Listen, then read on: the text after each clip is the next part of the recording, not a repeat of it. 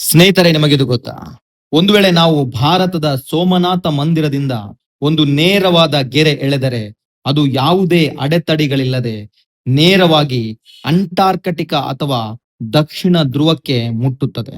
ಇದು ಸುಮಾರು 11,000 ಕಿಲೋಮೀಟರ್ ಉದ್ದವಿರುವ ನಿರಂಧರ್ ಅಂದರೆ ಯಾವುದೇ ಭೂ ಪ್ರದೇಶವಿಲ್ಲದೆ ತಲುಪುವ ಮಾರ್ಗವಾಗಿದೆ.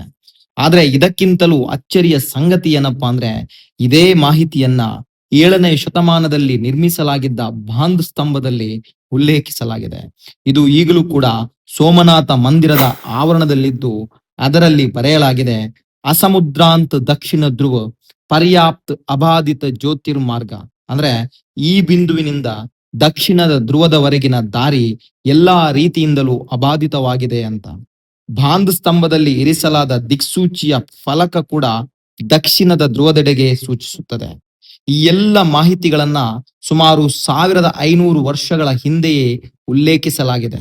ಆವಾಗ ಯಾವ ಸ್ಯಾಟಲೈಟು ಇರಲಿಲ್ಲ, ವೈಜ್ಞಾನಿಕವಾಗಿ ಯಾವ ತಂತ್ರಜ್ಞಾನವೂ ಅಷ್ಟು ಅಭಿವೃದ್ಧಿ ಹೊಂದಿರಲಿಲ್ಲ. ಆದ್ರೂ ಇದೆಲ್ಲ ಹೇಗೆ ಸಾಧ್ಯ? ವಿಜ್ಞಾನ ಇದಕ್ಕೇನಾದ್ರೂ ಉತ್ತರ ಕೊಡಬಹುದಾ?